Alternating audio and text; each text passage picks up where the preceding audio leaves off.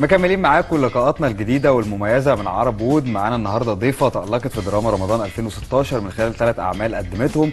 النهارده منورانا ندى عادل. ندى ازيك؟ الحمد لله. اخبارك ايه؟ كله منورانا. ميرسي. ندى حابه نبتدي منين؟ تعالي نبتدي، عايزه ابتدي معاكي من الاول خالص.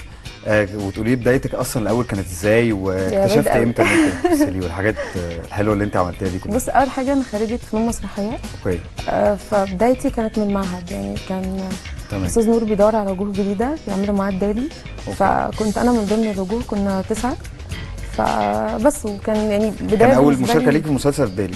هو استاذ نور الله يرحمه طبعا. هو اللي جه كان بيشوف ناس، عايز يجيب ناس. هو اللي رشحك للمسلسل. هو اللي خدني في المسلسل، وساعتها الشركه يعني زي ما تقول تبنتنا يعني. والحمد لله الدالي كان عمل مهم جدا، يعني هو دلوقتي من بيعتبر من اهم المسلسلات في الدراما. هو صنع نجوم كتير على فكره دلوقتي. اكيد يعني. طبعا يعني. فكانت بالنسبه لي فرصه كبيره جدا ان انا اشتغل مع النجم نور الشريف، يعني كانت امنيه حياتي من وانا صغيره قبل ما ادخل المعهد خالص. يعني انا من معجبينه اصلا، الله يرحمه، يعني علمت منه كتير جدا. قولي لي بقى اتعلمت منه ايه؟ اكيد الشغل معاه اكيد قال لك حاجات. اول حاجه الالتزام، نصحك بحاجات. الالتزام، يعني انا لازم اكون موجوده قبل شغلي بساعتين 3 عشان ابقى مرتاحه. المذاكره، انا اذاكر كويس جدا الدور قبل ما ادخل اول يوم تصوير. ان انا اتعلم من اي حاجه، اي حد قبله اتعلم منه. لو مسكت ورقه يعني مرميه اخدها اقرا اللي فيها، يمكن اتعلم منها حاجه، استفيد منها. يعني هو قال لي حاجه، قال لي انا هفضل اتعلم لغايه ما اموت. فانا استغربت، قلت له يعني حضرتك لسه هتتعلم؟ قال لي كلنا لازم نتعلم من اي حاجه تكون حوالينا، والممثل بالذات لازم يلاحظ البني ادمين اللي بيشوفهم، اي حاجه لازم ما تعديش عليه كده، يعني لازم يركز. طبعا. فدي كانت اهم حاجه. اشتغلت على نفسك ازاي في اول دور؟ يعني دايما الواحد لما بيجي له اول دور في حياته ده ومع استاذ كبير زي الراحل نور الشريف طبعا الله يرحمه، اشتغلت على نفسك ازاي وحضرت ازاي وتغلبت على خوفك ازاي؟ بص، هو انا اولا انا خريجه قسم دراما في المعهد. فاستفدت من الدراما اللي انا ازاي اذاكر الدور، ابعاد الشخصيه وازاي ان انا افسرها، يعني عارف اللي هو اشوف لها، يعني اعملها خيال في دماغي واقعد بقى اشتغل عليها كلبس كشكل ككل حاجه يعني. فاستاذ نور هو اللي ساعدني بصراحه، يعني انا كنت اكيد ما عنديش اي خبره في المذاكره فهو بصراحه كان بيقعد معانا، كان بيفضلنا نفسه ويجي يقعد معانا يشتغل معانا في المكتب، في الشخصيه، في كل حاجه، بيتكلم معانا في كل الجوانب بتاعت الشخصيه. فادتك الدراسه؟ حسيتي ان لما دخلت اشتغلتي في اول عمل ليكي حسيت ان الدراسه كان فارقه معاكي في الموضوع؟ طبعا الدراسه مهمه، بس الشغل بره مختلف. الممارسه يعني كل ما بتشتغل كل ما بتتعلم اكتر. أكيد. يعني انا اكيد اول بدايه في الدالي كنت لسه في البدايه، كنت لسه في رهبه، في خوف شويه، يعني متاخده شويه زي ما بيقولوا. بس الحمد لله من الممارسه والشغل والاساتذه اللي انا اشتغلت معاهم، لان انا حظي حلو، اشتغلت مع نجوم واشتغلت مع مخرجين كبار، فتعلمت حاجات كتير، فكيت يعني بقيت اجرأ شويه يعني. طيب تعالي بقى نروح لدراما رمضان 2016. وانت ما شاء الله كان ليكي 3 اعمال. مبروك. مش بحسدك ولا حاجه. خدت حسد كتير السنه دي. طب الحمد لله، يعني مش مني، ماليش دعوه. طيب تعالي نبتدي بمسلسل المغني لكن محمد منير، وتقولي لي الاول مين اللي رشحك للدور؟ بص، المغني بالنسبه لي انا كان حلم حياتي ان انا اقابل محمد منير واسلم عليه بس. فانا كنت شغاله في الشركه مسلسل شطرنج، هو كان بيتعرض قبل رمضان. كان دور مختلف تماما وكان في تحدي بالنسبه لي. فالحمد لله يعني بشهاده الشركه والناس والنجوم اللي اشتغلوا معايا ان انا الحمد لله عملت الدور كويس، فده كان دافع للشركه ان هم يرشحوني للدكتور شريف صبري والكينج طبعا. فانا كنت بقول لهم انا عايزه لو مشهد معاه انا موافقه، ما عنديش مشكله. انا مبسوطه جدا، يعني كفايه ان انا يعني مع محمد منير، يعني طبعا. دي اهم عندي يعني. فالحمد لله كان حظي حلو، وكان في دور كلموني عليه، قريته، لقيت الدور مختلف تماما. وافقتي على طول ولا لسه؟ لا، انا ما من غير اي حاجه، انا ما مرضتش اصلا، انا عارف اللي هو ايه، يعني انا تمام معاكم، مش همضي دلوقتي يعني اتراكور وبعد كده تمام. دي اهم حاجه يعني. فانا كان حلم حياتي ان انا يعني اشتغل مع منير طبعا يعني. اوكي. الناس قالت لك ايه بقى على ردود افعال الناس؟ كانت عامله ازاي؟ بص، الحمد لله السنه دي كان انا قعدت فتره 2 مختفيه شويه عن الرصد بعد وفاه ماما الله يرحمها. الله يرحمها. فكان بالنسبه لي الناس مش فاكراني قوي، كان يعني نسيوا شكلي وشكلي اتغير وكبرت طبعا. فبالنسبه لي المسلسل بتاع المغني كان بدايه تانية، رجوع ليا مهم. فالناس شافتني بشكل مختلف تماما. الحمد لله كان رد فعل كويس، اي حد بيتفرج بيقول لي مختلفه. الحمد لله عامله الدور البنت الصايعه اللي هي بنت رجل اعمال مش هاممها اي حد في الدنيا، مغروره شويه. فالدور كان الحمد لله مختلف تماما، وكان رد الفعل كويس. لقيتي صعوبات في الشخصيه اللي كنت بتلعبيها؟ لقيتي حاجه صعبه قابلتك؟ اكيد اي شخصيه بتدخلها وانا قلوقه شويه، يعني انا قبل ما بدخل تصوير ببقى مرعوبه ما بنامش يعني. اول يوم يعدي ببقى تمام خلاص دخلت في الشخصيه وابتديت امسكها يعني. بس الحمد لله يعني في ناس كتير ساعدوني يعني. المؤلفين كانوا شباب فكان بقعد معاهم بيشرحوا لي الشخصيه. انا دايما بحب اتناقش مع المؤلف لان هو بيبقى شايف الشخصيه في دماغه اول واحد. المخرج لا كان الحمد لله. كمان خلي بالك يعني في ناس كتير قوي كانت مستنيه مسلسل طبعا كينج محمد منير. الناس كلها مستنيه ينزل مستنيين يشوفوه. ده فرق معاك ازاي؟ اكيد احنا كنا عارفين ان منير ليه جمهور كبير جدا طبعا. فالمسلسل هيتشاف. هو اتظلم شويه لانه حصري، دايما الاعمال الحصري بتتظلم. بس انا راضيه عن المسلسل وكفايه ان انا اشتغلت مع محمد منير. دي بالنسبه لي تجربه مهمه جدا وانا لسه في البدايه يعني. طيب تعالي نروح لمسلسل ليالي الحلميه. احكي لي الاول مين اللي رشحك للدور؟ ليالي الحلميه استاذ مجدي ابو عميره والمنتج محمود فنيس. كلموني ورحت قابلتهم وقالوا لي احنا عايزين شخصيه اسمها ندى يعني. فهو ندى تمام اوكي ايه بقى. فانا كان طبعا يعني استاذ مجدي طبعا ملك الدراما زي ما بيقولوا يعني. كان برضو كان نفسي اشتغل معاه جدا وكان كل مره مش بيحصل نصيب لما باجي اشتغل معاه. فانا كان حلم حياتي ان انا اشتغل معاه برضو. واسم ليالي الحلميه برضو لوحده احلامك على فكره. الحمد لله يعني اسم ليالي الحلميه ده كان بالنسبه لي شرف ليا ان انا ادخل في عمل طبعا مهم زي ده، ليه تاريخ مع الناس وذكريات، وانا نفسي كنت بتفرج عليه ومتابعاه وانا كنت بحبه. فكان لا تمام انا تمام معاكم يعني. الدور كان عامل ازاي؟ دور ندى كانت بنت رومانسيه بتحب سوليد بدري. كانت بتحبه بجنون يعني. وعائله سليمان غانم استغلت علاقه الحب دي لان هم كانوا متجوزين عرفي ان هم يبتدوا يهدوه ويعملوا مشاكل بسبب العلاقه دي. فهي بعدت اتسحبت وسافرت ورجعت وكده. الشخصيه كانت لطيفه جدا انا كنت بحبها كانت قريبه من قلبي. فكانت تجربه مفيده بالنسبه لي والحمد لله يعني راضيه عنها برضه. طيب مسلسل جريمة شغف كان مسلسل مع نجوم الوطن العربي. النجوم كتير طبعا كانوا في المسلسل. احكي لي اول مين رشحك للدور؟ صدفه انا كنت شغاله في حاجه من فتره من سنين. اوكي. فكلموني منتج فني هنا من مصر قال لي انا مرشحك في مسلسل بس عايزين شغل ليكي. اوكي. بعت لهم شغل ليا اختاروني في شخصيه غير اللي انا عملتها خالص. فكنت انا كنت شايفه ان انا لا الشخصيه دي انا عامله شبهها وشايفه ان انا يعني سني يعني انا عملت البنت المجنونه الجريئه اللي مش عارفه لا عايزه اعمل حاجه مختلفه. تمام. فكنت بقرا شخصيه ثانيه فقلت لهم الشخصيه دي فيها حد فقالوا لي لا. فقلت لهم طب انا حابه اعملها. قالوا طب هنشوف المخرج نرجع له ونكلمه. اوكي. فالحمد لله عملت شخصيه دينا كانت بالنسبه لي يعني اهم شخصيه السنه دي. هو كل حاجه ليها ميزه. الشخصيه دي انا كنت رايحه هناك اول مره اسافر بره مصر شغل فيه نجوم وطن عربي كتير. كانت مجازفه بالنسبه لي وتحدي لان انا لازم اثبت نفسي كممثله. فالحمد لله الشخصيه كانت فيها مراحل كتير وكانت صعبه واتبهدلت فيها واتضربت واتمرمطت فيها بس انا كنت حابه اعمل كده يعني بس ولكن المسلسل اتظلم برضه يعني خلينا بص هو ما اتظلمش. هقول لك حاجه ليه لان المسلسل ليه طابع خاص. دايما في رمضان الناس بتحب الحاجات اللي شبهها شويه يعني. في مصر الحاره يعني زي هو ما جابش نسبه مشاهده في مصر.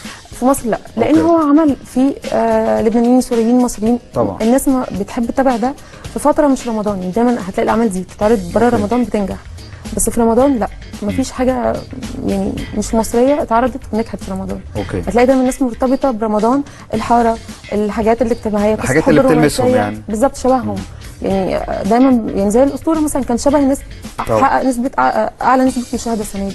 اوكي. هو علشان الناس قريب من الناس شايفه نفسها فيه. لكن جريمه شغف كان في حاجات في مصر اتصورت بس في اكتر لبنان طبيعه الحاجات. فالناس اكيد هتبقى حابه ده تشوفه في فتره تبقى رايقه فيه تحب تتفرج على حاجات حلوه يعني.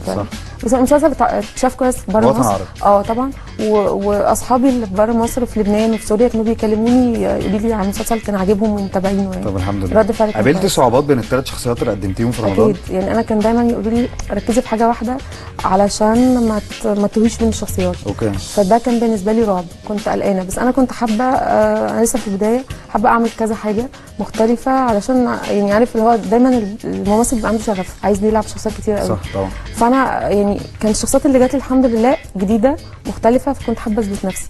فكنت دايما بدور على ان انا ابقى مختلفه هنا غير هنا غير هنا طريقه الاداء الشكل كل حاجه. بس مجهود برضه على الواحد ان هو يخرج من هنا يخش هنا. وساعتها كنت بصور كمان شطرنج فكانت 4 شخصيات. فكنت اللي هو عارف متجننه مش عارفه اركز انا مين هنا انا مين يعني. انا دايما اروح انا هنا مين انا هنا دينا ولا سكره ولا مش يعني فاهم اللي هو لا فكان ده بالنسبه لي تحدي، والحمد لله يعني انا اللي بيشوف ندى في جريمه شغف لو شفت شكلي الطريقه المغني ليلى الحلميه مختلفه تماما، تحس ان هم 3 شخصيات، وده كان رد الفعل ليه انت بتتحولي.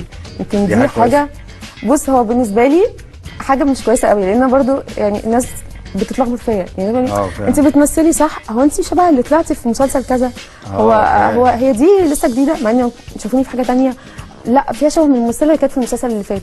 عارف دايما ده بالنسبه لي بزعل، بس هو بالنسبه لشغلي حلو لان انا ببقى شخصيات مختلفه كشكل تماما مختلفه يعني الحمد لله طبعا. بس بزعل شويه بس.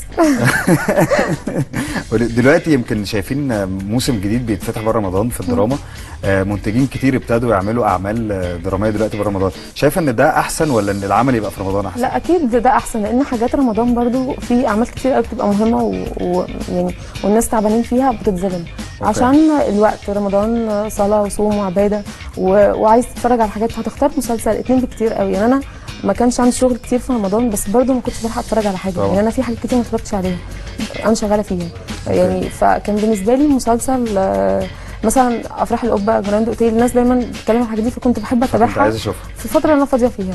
بس انا شايفه الحاجات بتاعت اللي بره رمضان بتبقى احسن، ده بدليل ان اي مسلسل بيتعرض عرض تاني بره رمضان ممكن ينجح اكتر من رمضان. فانا شايفه ان دي حاجه كويسه، شغل في اعمال مهمه بتتعرض وبتنجح بره رمضان. خطوه السينما امتى بقى؟ امتى هنشوف ندى داخل السينما كده؟ انا عندي حاجه بس هي كانت متاجله مع استاذ محمد مصطفى، المخرج الاستاذ محمد مصطفى، وتاليف وليد يوسف، انتاج المنتج الكبير حسين القلر طبعا. يعني الحمد لله هو فيلم رومانسي يعني في شخصيات كتيره جدا، واحنا مفتقدين الحاجات الرومانسيه في السينما يعني. يمكن الفتره اللي فاتت السنه اللي فاتت بس ابتدت الحاجات الرومانسيه تيجي بترجع تاني، فيا رب ان شاء الله المسلسل هو لسه ما خدلوش اسم لسه محتارين. بس ده خلاص ده كنت مضياه قبل الاول قبل رمضان وتوقف شويه عشان طبعا كل الناس كانوا شغالين في رمضان وما كناش هنعرف ندخل، فقلنا لا بعد رمضان فان شاء الله داخلاه قريب باذن الله ان شاء الله. مين تاني معاكي طيب من النجوم؟ معايا بص انا يعني انا لغايه ما انا مضيت ما كانش في ناس كتير مضت، بس معانا هبه مجدي، احمد حاتم، في وجوه جديده كتير جدا. انا مش عارفه يعني بس هو خلينا نقول هي تجربه شبابيه برضه، الناس كلها سنهم قريب من بعض قوي يعني الاعمال اللي هي عارف بتبقى فيها مش بطل واحد، بطوله جماعيه شباب يعني، فانا مبسوطه بالتجربه دي جدا. ندى بتتعاملي مع الناس ازاي على السوشيال ميديا؟ السوشيال ميديا دلوقتي بيبقى الناس عايزه تخش جوه حياه الفنان او البني ادم اللي بتحبه، بيبقوا عايزين يدخلوا جوه حياته، بتتعاملي مع الناس ازاي؟ بتردي عليهم وبتتكلمي معاهم؟ انا بعمل كده لان انا هقول لك حاجه، انا يمكن صحابي بيتضايقوا مني بسبب الموضوع ده، انا بتعامل كندى بس يعني لو مش بحس ان انا ندى اللي بتمثل غير لما باجي اشتغل في عمل يعني خلاص جوه اللوكيشن بس لكن بره انا بتعامل كندى مش بحس ان انا بمثل خالص يعني، فبتعامل بطبيعتي وبحب اهزر مع اصحابي، اكتب حاجات انا بعمل ايه، طب ايه رايكم، طب مش عارف ايه، فانا بحب اتعامل مع بتشارك الناس حياتك الطبيعيه دايما حاجه حلوه طبعا، وشايفه ان دي حاجه حلوه يعني. انا شايفه ان الحمد لله يعني لان الناس هي اللي بتعملك، الناس هي حب الناس هو اللي يعني لو الناس قفلت منك على المستوى الشخصي خلاص انت انتهيت. اكيد. عايزك تقولي لي بقى ايه الجديد عندك؟ انت كنا قبل الحلقه بتحكي لي كنا بنرغي عايزك بقى كده تفضحي كل اللي عندك وتحرقي لي كل اللي عندك. بص انا اول مره اتكلم على الحاجات دي، بس يعني بص انا عندي مسلسل ولاد تسعة اخراج استاذ احمد شفيق، هو مسلسل 70 حلقه تمام، تاليف استاذ فدائي الشندويلي، انتاج شركه استاذ صادق الصباح. في ممثلين كتير جدا لان هي يعني قصص كتير قوي في بعض و70 حلقه فمسلسل حلو جدا، في قصص كتير رومانسي اكشن، في كتير، في حاجات كتير يعني.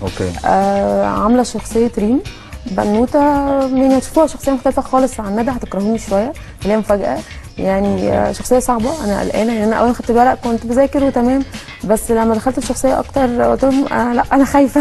يا بنتي انت اول مره تمثلي؟ قلت لهم انا مرعوبه، اول مره اعمل شخصيه بالشكل ده، فهتبقى مفاجاه ان شاء الله. ان شاء الله. معانا نجوم كتير، خالد سليم، نيكول سابا، مش عايزه انسى حد، معانا هبه مجدي، سهر الصايغ، الهام عبد البديع، حسن عبد الله، ابراهيم سمان، عزوز عادل، ما شاء الله مجموعه كبيره. لا في كتير، انا مش عارفه حماده عفيفي، لا في حماده بركات، في ناس كتير قوي، فانا مش عارفه انسى مش عايزه انسى حد يعني.